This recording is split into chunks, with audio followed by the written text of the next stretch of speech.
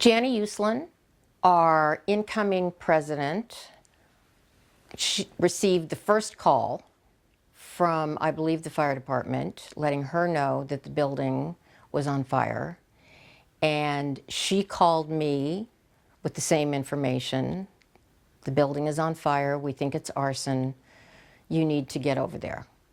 So this was probably around 5 a.m. So, I jumped in my shorts and my t-shirt and drove over there. The building was certainly not engulfed, but the fire department was on the scene, hoses going, and we were not allowed to go anywhere near the damage initially because the fire department was still in action.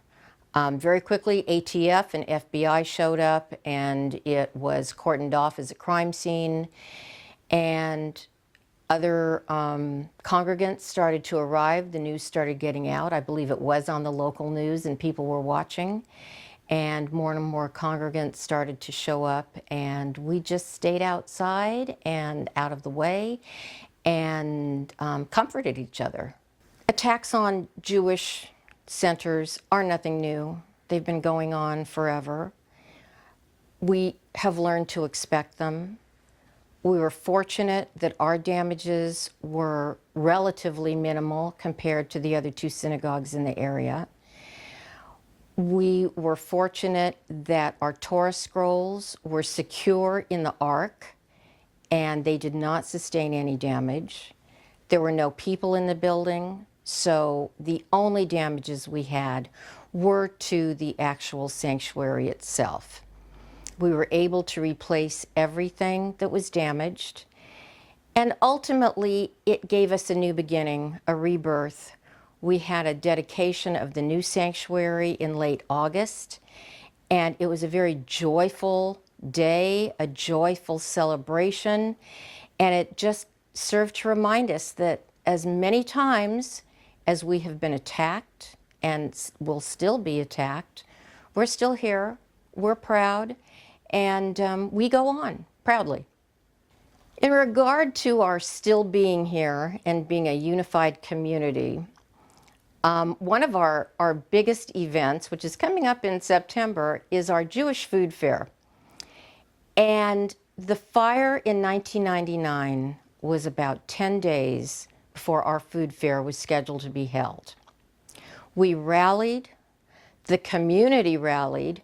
We had more attendance, a higher attendance that year than we had ever had. The community was incredibly supportive. Both the Jewish community and the general community were just wonderful. So now, 20 years later, we have been commemorating this event, the fires. Last Friday night, Congregation Beth Shalom hosted a Shabbat service where we had guests from all the congregations. Saturday, Knesset Israel Torah Center, which also was damaged by the arsonists, held a luncheon in which a number of the representatives from the different congregations were in attendance. And this coming Tuesday night, B'nai Israel downtown will be hosting a major commemorative service at which a number of our representatives will be in attendance. So we just keep on keeping on. We won't be stopped. As I said, our next food fair is September 15th, and it's going to be another wonderful event. Our sanctuary is beautiful. It was restored in entirety. We were able to purchase a beautiful grand piano after the fire. So we are still here, and we are proudly still here, and we won't be stopped. Why are Jewish centers still being attacked? I had this conversation with a neighbor earlier today, and I said, I have given up on asking why. People hate, we don't know why, but they do. So instead of asking why, I focus on protecting my people, my congregation, my building. We have certainly increased our security measures since the October 27th Pittsburgh shootings. We now have security guards whenever we have a large event or even for our regular Shabbat services. We are in the process of installing a higher grade security system at our building. And we just do what we have to do to ensure the safety and security of our people. I don't ask why, I just keep moving forward. The Jewish community has always been resilient. We've been attacked for so many generations, and we're still here. And the reason we're here is that our people have faith. They have faith in their past, and they have faith in their future.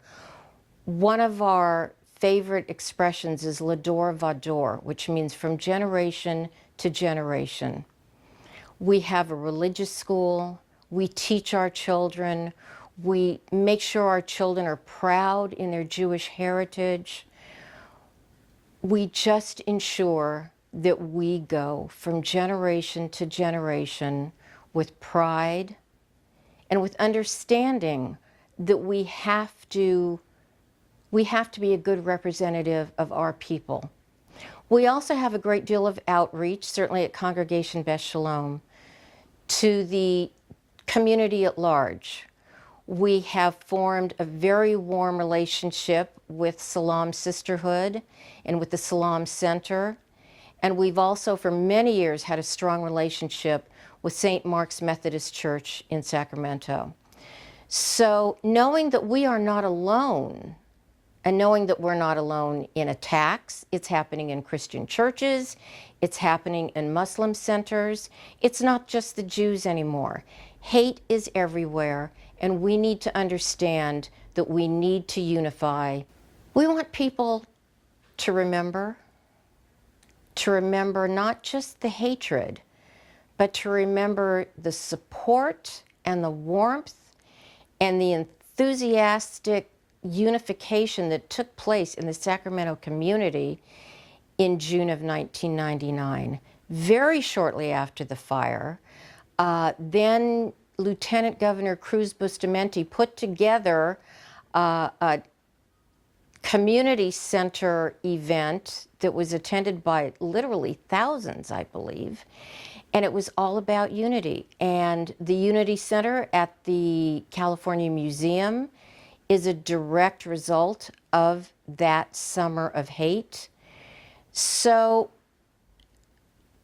it was a one-time event. It was hatred, but 20 years later, the community is far more unified. We have these events this weekend that are commemorating the fires and the arson, but much more commemorating the unity and the warmth and the love that came to the Jewish community as a result of that hatred. It's much like the shooters these days. The press is making a strong effort, maybe to name them one time, but to pay far more attention to the victims than to the hate mongers. And we're doing the same thing. We are commemorating the love and the unity and the support that the Jewish community received from the greater community. So yes, it is much more about the love and the warmth that came toward us as a result.